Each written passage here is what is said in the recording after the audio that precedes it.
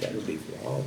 Ladies and gentlemen, what I'd like to do first, Deputy Ford was nominated for the Deputy of the Month for October of 2019, and he was nominated by a young lady who is a longtime serving detective with the Louisville Metro Police Department. I'd like to read you the letter that she sent to us in nomination of Deputy Ford. On June 25th, my mother's car was in a parking lot of Dollar General on Kings Church Highway where she works. Deputy Ford responded to the hit and run accident. I have been in law enforcement for nearly 20 years, and I know full well this type of incident is not a big deal. However, this was a huge deal to my mom. Deputy Ford treated her with such respect and concern that she instantly knew that all was going to be well. As if that was not enough, once he identified the driver, he sent this information not only to his agency, but to other agencies in Bullitt County. 3 days later, based on his work, the Mount Washington Police Department found this subject. On the day this gentleman was located, Deputy Ford was on vacation. He contacted us while on vacation to let my mom know the bad guy had been identified and arrested. I can't tell you what this meant to her. He could have easily had someone else let us know, or he could have just waited till he returned to duty. But once again, he went above and beyond, realizing how much this helped my mother's mind at ease. Please extend our gratitude to this fine deputy. He is an example of what service should look like. I can do nothing other than echo what Detective Brenda Westcott had to say about Deputy Ford. He does an outstanding job for us, and he's very involved in our community, at both Bullitt County's community and the Commonwealth, and he works diligently with Special Olympics, and I just can't say enough about what a great job Deputy Ford does.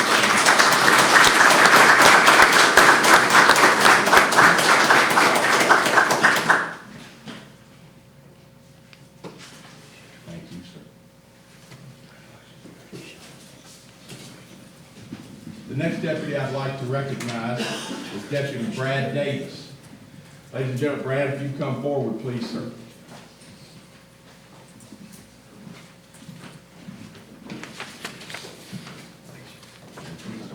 Ladies and gentlemen, Deputy Brad Davis he's one of our younger and more spry deputies that we have. And he's been out of the academy now for what? November 2018. November 2018, he's been on the street. And Deputy Davis was nominated for Deputy of the Month by one of his platoon mates. Now that's a pretty big deal, ladies and gentlemen, when the folks that you work with want to take and point up what an outstanding job that you do to the command folks. And he was recommended and nominated, as I say, by one of his platoon mates to the command staff. And after we reviewed the record of Deputy Davis, we agreed as well that just in an overall manner, Deputy Davis does an outstanding job. He's quick to make calls. He doesn't lay back at all. He's just right there. He's ready to take and do more. He does more for his sergeants than they ask for. He does more for the sheriff's office than we ask for. And he does an outstanding job in working with the community and in the community. And for that reason, for the month of, he's quick to pick up radio calls, and he acts in a professional fashion in everything that he does. For that reason, we have named him as Deputy of the Month for the month of November 2019. Thanks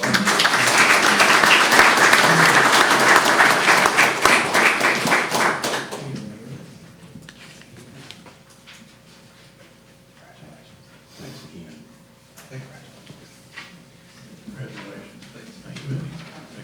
Ladies and gentlemen, last but not least, for the month of December, we have nominated Sergeant Mark Riley for Deputy of the Month. And Deputy Sergeant Mark Riley is one of the first group of sergeants that made their rank by merit testing as opposed to by mere appointment. That is a big, big deal as this agency grows. because it's no longer that just because Mark is my friend, I've appointed him as a sergeant. It's no longer that just because Mark has done this or that. The sheriff's office is growing. We are utilizing merit testing to make appointments. In 2014, I believe, it was when the Bullitt Fiscal Court established the deputy sheriff merit system in Bullitt County. They adopted an ordinance to that effect. And the first testing that we had for promotion was in the fall of 2018. At that time, it was during Sheriff Tennell's administration that the testing occurred, and we had we had 3 sergeants promoted for that. Those sergeants have attended the Department of Criminal Justice Training's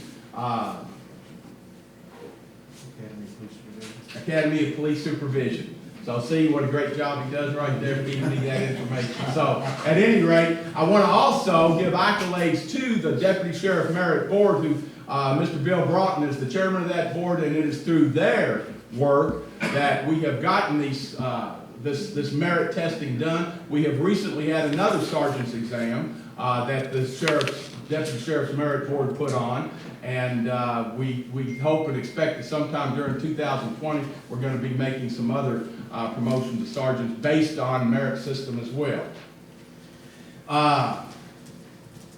Sergeant Riley has been a sergeant with the Bullitt County Sheriff's Office since February of 2019. He has many, many years of experience. He's deployed overseas and done work over in Bosnia and Iraq in times past, and he just does an outstanding job.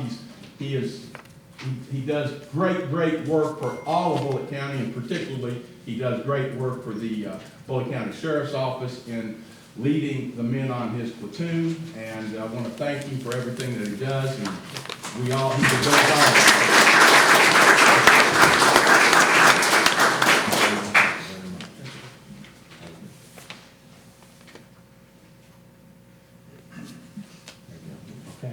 Thank you, Lord. Judge, thank you Yes, very sir. much. Thank you. Thank you, buddy, what you did.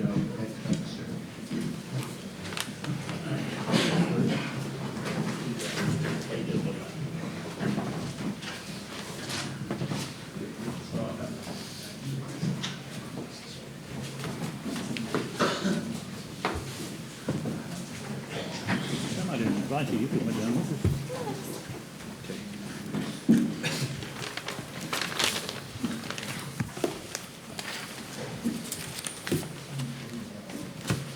Thank you, Ms. Colley and Sheriff Scholler. Under old business, actions requested on the easements for the installation of 24-inch water main along I-65 at Claremont Road. Jim? Jamie? Morning. Morning. My name is Jamie Long. I'm a project manager for the Louisville Water Company.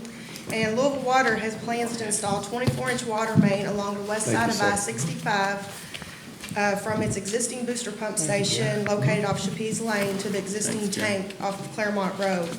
The proposed layout of the water main is shown by the bold blue line in Figure 1 of your handout.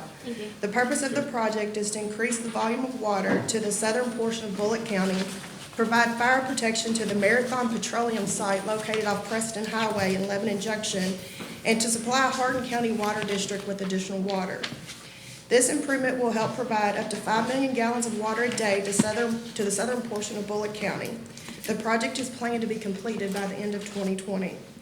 In order to accomplish this project, Louisville Water is requesting an easement from Bullitt County. The easement is along the west side of I-65, north of Claremont Road, as shown in Figure 2, Parcel 1 in the second handout. The easement is highlighted in yellow. Louisville Water currently has an 8-inch water main installed along I-65 at this location, sharing a 30-foot easement with LG&E adjacent to I-65 right-of-way. The record source for the existing water easement is unknown and was installed by a former water utility acquired by Louisville Water. Because the existing water main and gas main occupy the 30-foot easement, Louisville Water is requesting an additional 50 feet to install, access, and maintain its proposed 24-inch water main.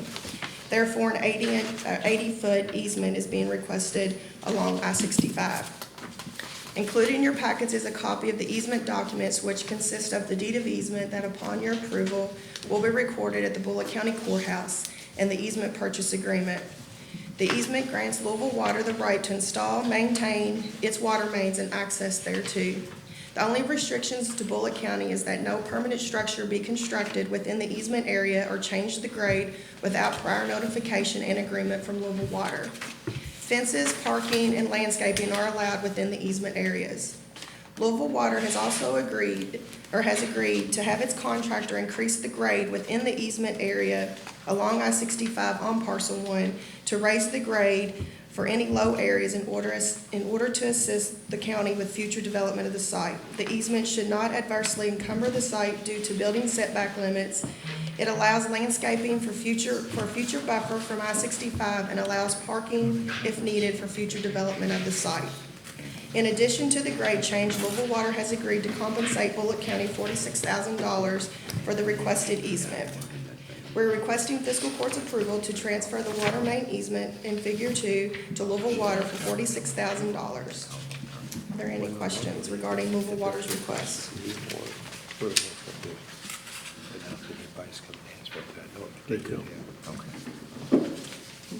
Well, Joe and I have been working with him for some time on this and everything, and I really want to thank both of you and everything for the professionalism and everything. And we've had several meetings and everything, and it's a win-win for the county.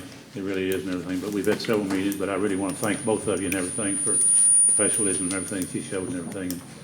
And I'll be glad to, unless Joe wants to, I'll be glad to put in form a motion that we grant this easement. I just want to thank y'all for putting up with us. Yeah.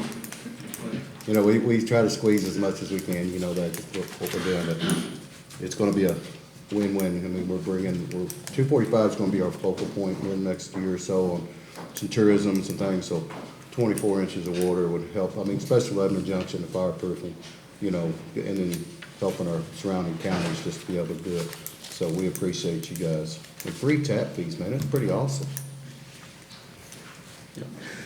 I'll second that. Okay, I have a motion. Any other discussion, Sean or Joe? No. Okay, thank you all. And again, I would like to add the caveat, I appreciate you all working with this so handsomely with the court. I got a motion by First District Magistrate Mitchell, a second by Fourth District Magistrate Ray Hill to approve the installation of the 24-inch water main along I-65 and to relinquish the easements for the price that's in the contract. Sam, call the roll. Mr. Mitchell? Yes. Mr. Logston? Yes. Mr. Laswell? Yes. Mr. Rahal? Yes. Judge Summers? Yes, Motion carried. thank you. Thank you guys so much. Actions requested to accept a boom truck bid for the road department. Robert? We put that out for bid, but we only got one. We narrowed it down to two. The second one decided right at the end that he had it sold to somebody else, so we only got the one bid, and that was from Classic Trucks, which that was the one we actually wanted. So we'd like to purchase that one if it's good with y'all. Question for you. Yep. The contract indicates that you're gonna have to do a recertification on this particular truck at purchaser's expense. Do you have an idea what that would be, so the court will have a full idea of the total price? I think it's $700, but it's gonna be between $700 and $1,000. Right. And that'll have to take place at E-Town. And contract's contingent upon it passing that Yeah. certification. If it don't pass, then We're out of takes it. the truck back. All right. Okay. I didn't see the specific contract, but that's the only thing you have a concern about, John? This is what I saw, and there's a couple things that look a little bit suspicious, but it could be what they've done. The motor is not a problem. The PTORs are 1,425, which tells me that they probably took that PTO off another truck and put it on this one. Motor R's, mileage, all appears to be accurate. It appears to be correct. The only thing that I had a question about was what expense were we gonna get above the contract on that recertification. And I think we talked about 35,000, didn't we, at the last meeting, so that gives us plenty of room, even what we agreed on. And I know I sent you a couple that I found, so you all, I know, did the best diligence that you could do trying to find one. I'll put it in the form of a motion that we accept this bid for this 2007 Peterbilt 335 bucket truck. Do we need to make a clarification on the amount not to exceed? Does that include taxes or licensing, or that's the purchase price to the dealer? There won't be Yeah, taxes. so, will we need to, add that 700, go ahead and, It's in the contract that, Okay. that the recertification, you may wanna put that it would not exceed $1,000. do they do that recertification, or is that something we do? No, we gotta drop it off to E-Town, Okay, and, they do it there, and if it passes, then we take ownership of it. If it don't pass, then this guy's gotta take it back. So, I'll second the motion, but I also want to say that this is going to be a big benefit and everything for some of the low-lying limbs and everything that we got hanging down, hitting our trucks and the buses and what have you and everything. We just could not reach them any other way. So this is going to be an asset too. I think the thing will pay for itself in a year's time. and I wanna remind the people here in the court, I mean, correct me if I'm wrong, Robert, but you were talking about, I know I've got three that you've done in the last several months, and I've got one other one, waiting to be done as soon as we get this truck. But we were renting a truck to do this, and it was ranging anywhere from $1,200 to $2,500, is that right, or ballpark? per tree, that's what it was. Per called. tree? Yeah. That's Okay, what- so yeah, I think without a doubt, it'll, On the purchase, are you wanting me to cut a check now? Yes, So that's- I'm gonna get permission to cut the check, and what is the amount of the check? 29,000. Be $29,000. and then Yep, there'll be a separate check payable to the company at Elizabethtown? yep, all take, Not to exceed 1,000? 1,000, yep, And also it's in the budget. yep, It's in the budget, it's all so. in the budget. And who's the $1,000 check, or up to? I have to get you that information. Okay, but you're gonna need permission to write those checks? Yeah. as well. Okay. Okay. Any other discussion? Thank you. Got a motion on the floor to accept the Peterbilt boom truck bid, and Sam call the roll. Mr. Logston? Yes. Mr. Laswell? Yes. Mr. Rahal? Yes. Mr. Rahal? Yes. Judge Summers? Yes. Mr. Mitchell? Yes. Motion carried. Thank you. Okay, action is requested on Resolution 20-03, adopting and improving the execution of the rural secondary road plan. Fuel. Did you pull your fuel bids out? Yes.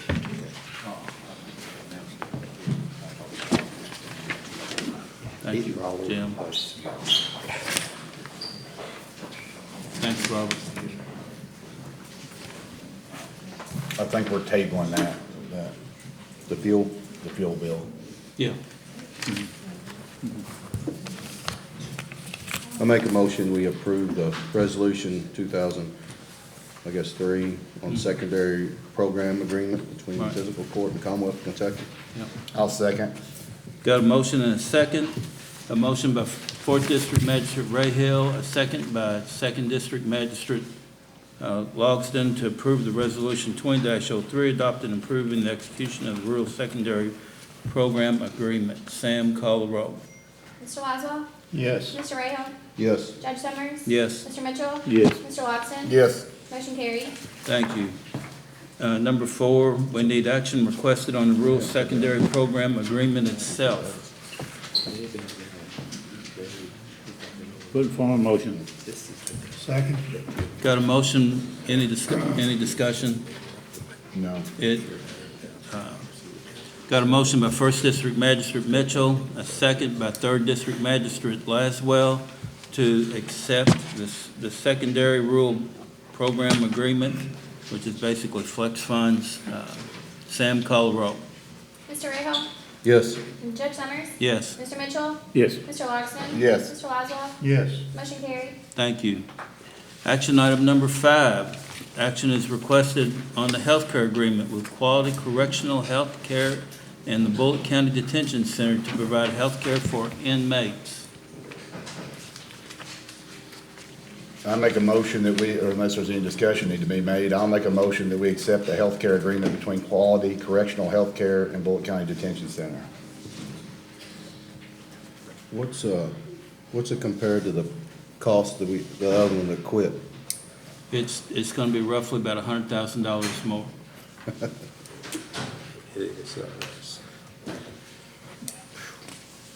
But the biggest benefit to it, Magistrate Rayhill, is we get 2 full-time nurses 24 hours a day. And the service that this group provides is, they have multiple facilities throughout the state and throughout the southeast United States. Just trying to help clarify why it does cost more. They were the second bid the last time, second lowest. And this is where the jailer, this is where he's going with it. Well, I agree. I mean, I've researched the company. They're not a good company for sure. Yeah. Do we have that, Keith? Is there $100,000 in this budget? You know? No? Not yet. Not yet.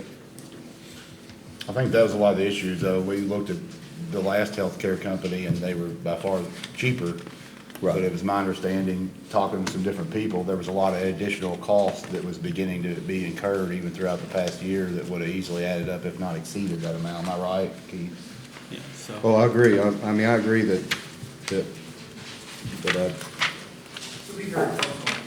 Yeah.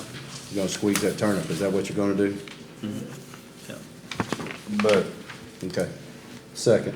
Okay, And I also say and everything, this goes on many, many years ago. I mean, we don't have any choice but to do what we gotta do and everything, but I remember years ago and everything, it was just, you had a problem, you did a load and go, and then it was just astronomical, the money that we was putting out and everything, because it was horrible. But,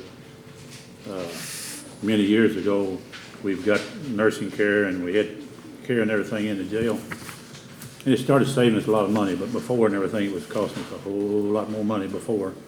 When, like I say, with load and go, you had a problem, you didn't have any choice but just pick them up, take them to the hospital, and it just got to where it was taking us out of the house and home. But anyway, we got to do this and everything, so. all right, Anyway, I just wanted to insert that. You already got a second on your motion. okay. yeah, and I'd just like to reiterate, I don't know if, it seems like it might be an out-of-state, and I wasn't aware of this even the first time in the bidding process. It seems like it might be an out-of-state company, but there's a lot of local ties. I know there's several representatives in here today, and one of them is Joey Stanton's here today, and I know Joey personally from Litchfield, Kentucky. You can correct me if I'm wrong, but I think Joey was the jailer at Grayson County from 1978 to 2006 and developed one of the first jails in the state of Kentucky that's a self-supporting jail that doesn't take a dime from county taxpayers. And when I found out he was involved with this company, my whole impression, to be honest, my whole thought of the whole company changed entirely, because I got a lot of respect for him, and I think it brings a lot of local ties to this company that's going to be providing health care, because I think he's probably a member of every association, jailer association I remember growing up, and it really provides a sense of credibility for me voting, not knowing beforehand, having heard of this company, being an out-of-state company, you wonder, but I think a lot of Joey, and I think he'll do the best job he can do to provide health care for our county. Good deal. Okay. I have a motion by First District Magistrate Logsdon to approve the agreement with the Quality Correctional Healthcare and the Bullitt County Detention Center. And I had a second by Fourth District Magistrate Rayhill. Sam, call the roll.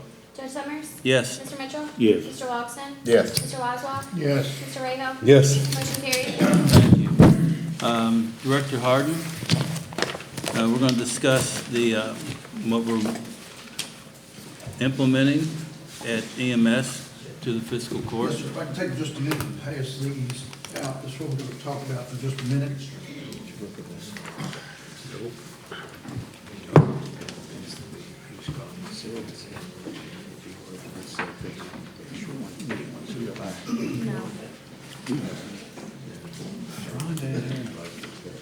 This issue of appearances and proper grooming and all this stuff has been on our plate to do something with.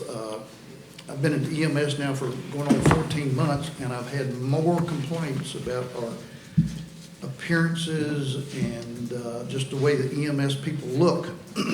We spend thousands of dollars giving them uniforms and pants, and we still have about 7-8%, about 5, 6, 7 people that really push the envelope on hairstyles and beards and everything else. I've met and talked with agencies around here. Nelson County is the one that I talked with. What we permit here, what we have permitted here is certainly not permissible in Nelson County, Hardin County, anything else. My proposal here, and I've talked with the county attorney's office 2 or 3 times, this is uniform, it fits men and women, so we're not picking on anything. We're gonna ask them to shave, get their hair cut, come to work looking like a professional. It's my opinion, if we don't ask them to look like a professional, a lot of times they won't. They'll just come in as slovenly as they look.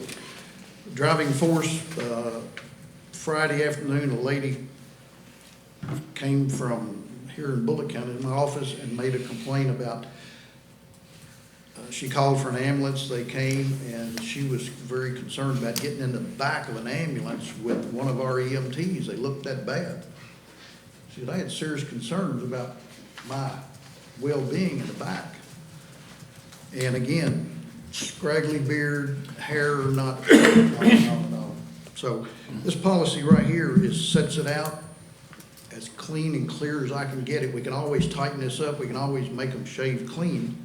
This gives them a 1/2 inch facial hair. Cropped mustaches, they want them. We're doing away with that fluorescent hair.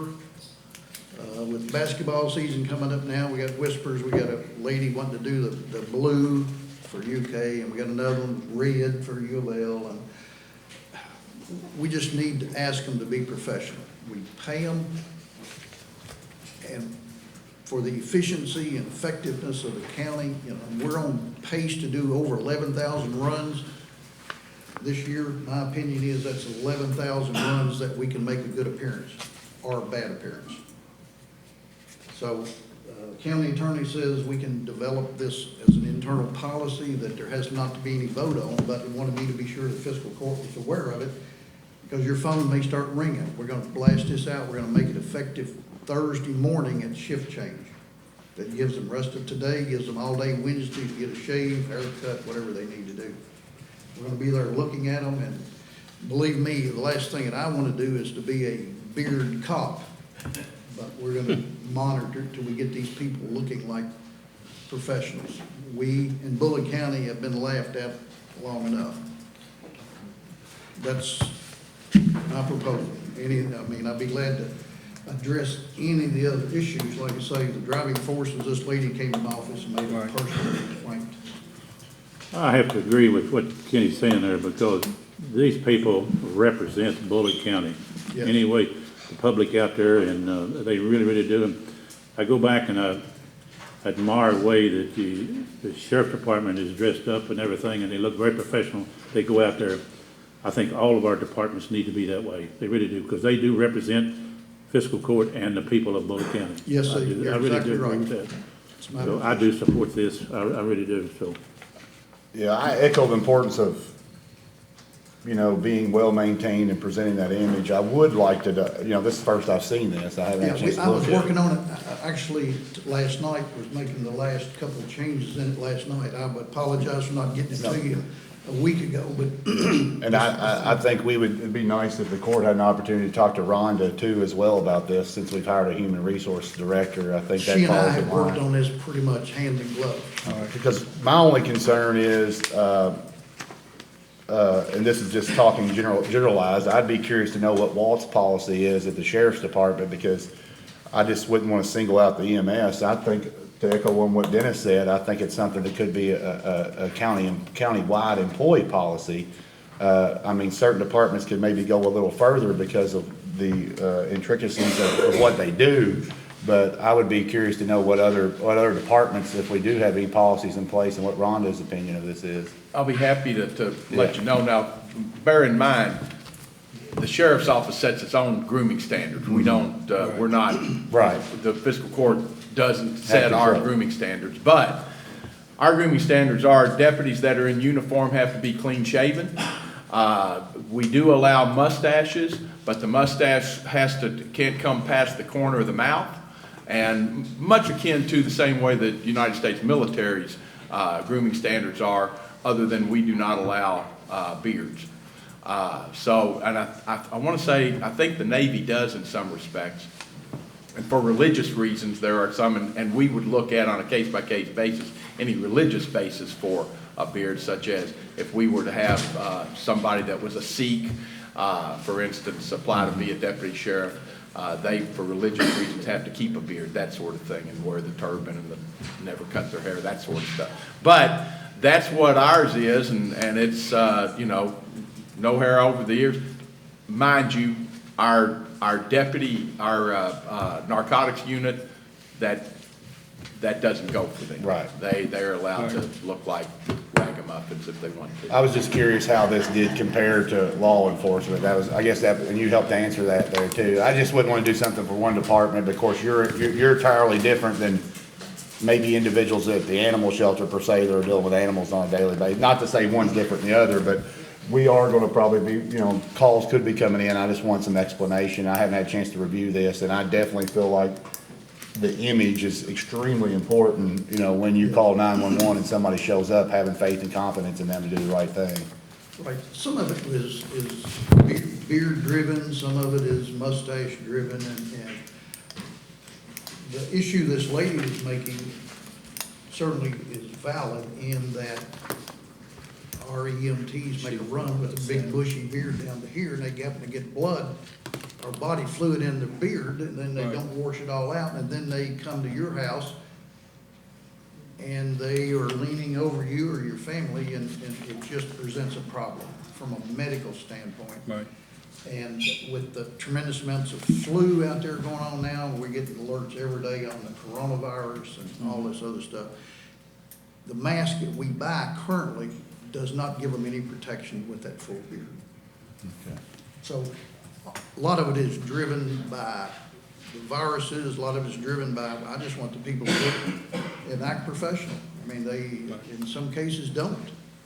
And I think we all want that, you know, to establish that grooming standard, but I appreciate you, you know, communicating this with us so that we know. And Again, I was working on it last night, just made these copies this morning, and my guess is that some of y'all will get some telephone calls saying I'm a rascal or wanting them to shave and they don't want to, or something like that.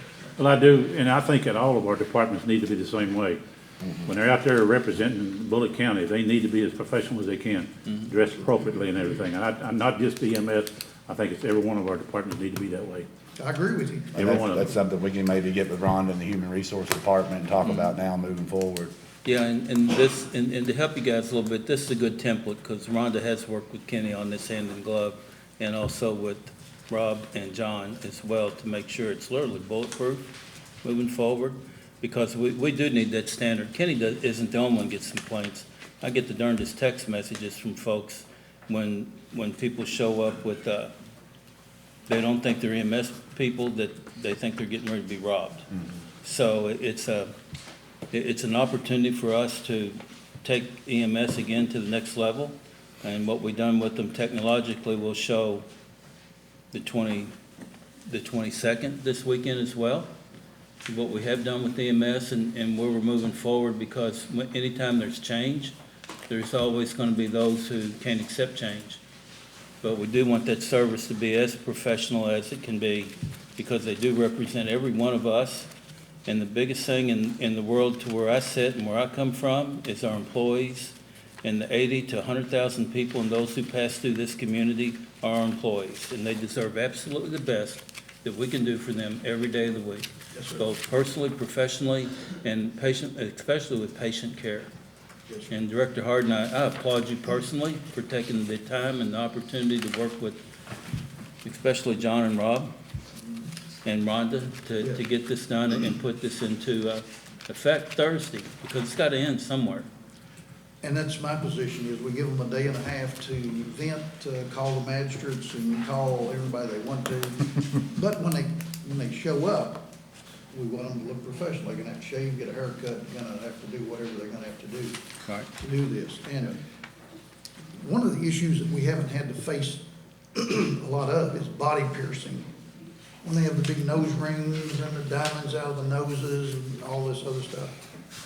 This clearly says that you come to work, you take all that stuff off.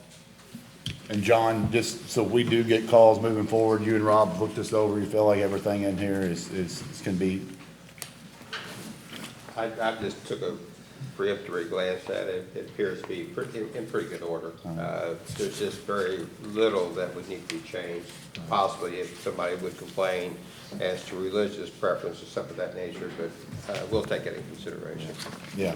Well, Kenny, thank you so much for. We had a lot of discussion with Kenny and Ron, Joe. Okay. Saying that out this morning, so I haven't seen that specific document, but we talked about what can and can't be done several times. Okay. What my concern is the Thursday, there's tattoos on the face. It's kind of hard to remove the tattoo on the face by Thursday. Purple hair, it's kind of hard to remove your hair by Thursday. My concern is patient care, my concern is trucks on the road. You know what I'm saying? If Thursday's your final day and we lose 20 people, patient care is not gonna be the best. Right, and You I know what I'm think saying? if we lined all of our EMT people up down there, part-time, full-time, you got about 5 or 6 that Okay. would take. So we're talking, that's it. The rest of them come to work on time, they dress appropriately, they look professional, and they act professional. Well, I agree, we all need standards and I need to know what I need to do, every day. If I don't, I kind of veer off to the thing. So I agree totally with being able to have a standard to live by. So yes, absolutely, and I know you will. In the end of the day, we want these people to represent Bullitt County as Absolutely. best they can, and if I let them go out here and they look like something they shouldn't, look like, it should fall on me, and rightly so. Absolutely. We're wanting them to act professional, dress professional, so that's my position, beginning Thank of the you. day and end of the day. Yeah, thank you for that, for sure. Squire Logston, just if I may be clear, when I said what I said, our narcotics guys, there's times, they all come from having been uniformed deputies and police officers. And I'm sure they would prefer to be clean cut and, shiny as a new penny.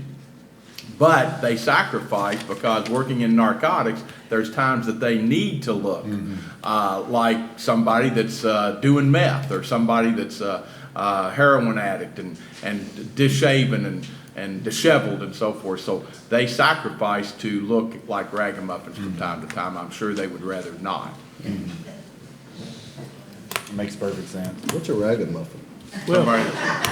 Somebody that looks like they slept in a dumpster last night. Yeah. Okay.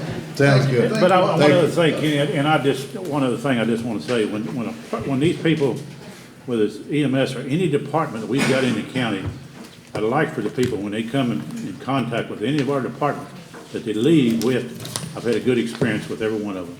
Absolutely. And that's what they need, and that's what we need to hear. And if they've got that, they're gonna call us, they're gonna talk to us about it. I had a good experience no matter where I was at, in any of the departments in the county. And that's what I'd love to see myself. Thank you, Kenny. Thank you, Kenny. Thanks. Do you have a sign-in sheet, Kenny?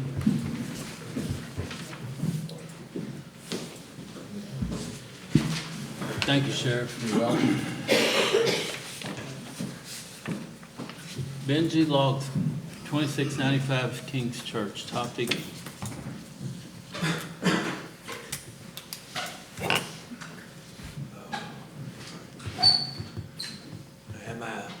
Charles Loxton's my name. They call me Benji. My middle name's Benjamin.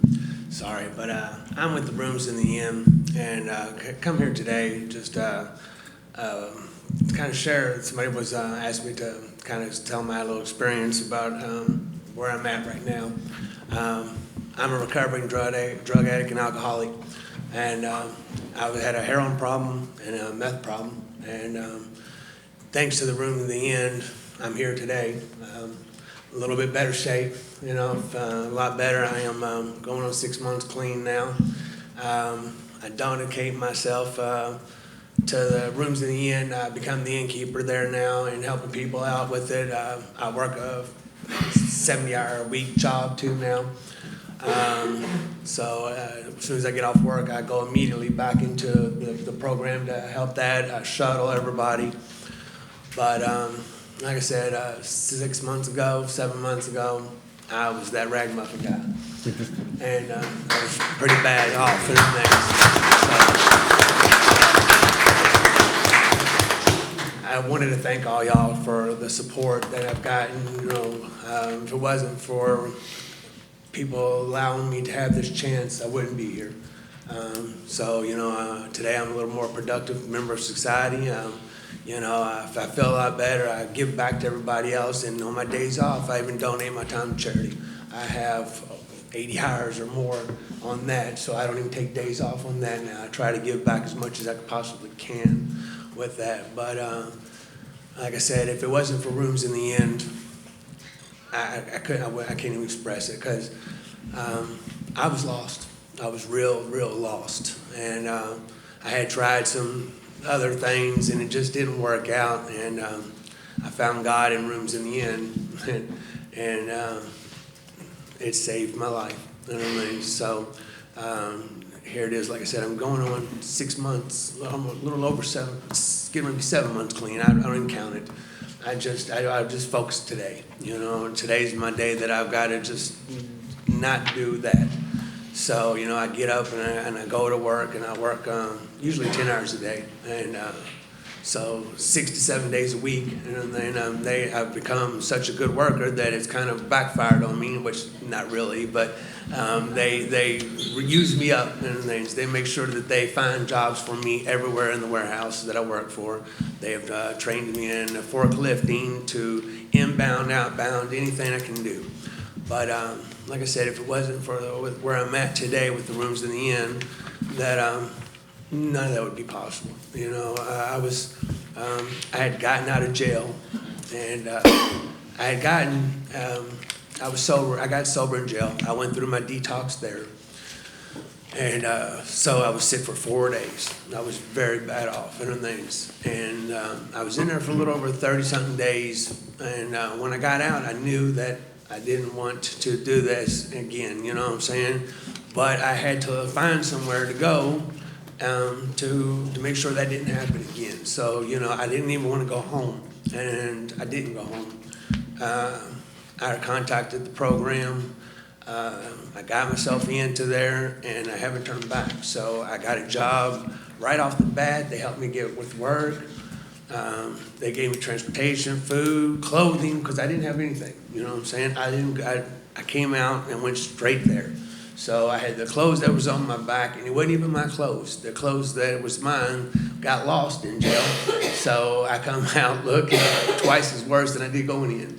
And because they just, whatever they had to hand me over. But so today I'm a little bit different person.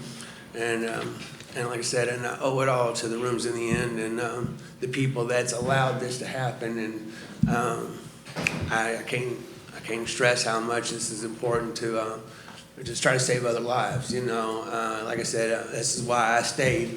I've actually saved almost $6,000 now, and this time since October 24th that I joined the program, I have $6,000 saved. And so buying all new wardrobes. I'm working on getting me a place now and getting back into becoming that. Like I said, I have a full-time job, and but I stayed with the program to help them, you know, to give back. I didn't want to just take and run. You know, thank you for helping me, bye-bye, you know what I'm saying? So I just wanted to try to give back, and but like I said, and I'm sorry, I'm nervous as can be, you know. I do apologize on that. Like I said, I'm not used to speaking to anybody. I'm used to being locked away in my own personal jail in a basement or somewhere, hiding away from everybody else. You know, I was a prisoner in my own world for so long. I'm not used to being out in daylight and speaking with people, and definitely not coming to courts and things like that without being in trouble. So it's a different feeling today, and like I said, I'm just blessed that I had the opportunity to change my life, and that's basically what I got. So I just wanted to thank y'all so much for saving my life, because I owe it all to y'all. You know, I didn't know there were such good people in this world. I had forgotten. I've been in such the madness for so long that I thought that's what people were. So I just want to thank you.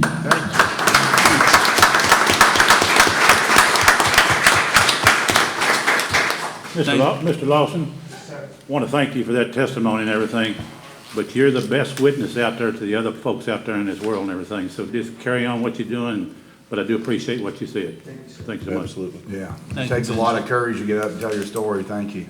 Yeah. Okay, Magistrate, First District Magistrate Mitchell. Well, I probably talked too much already today, so You have. I'm good shape. Did you say that, Joe? I said you have.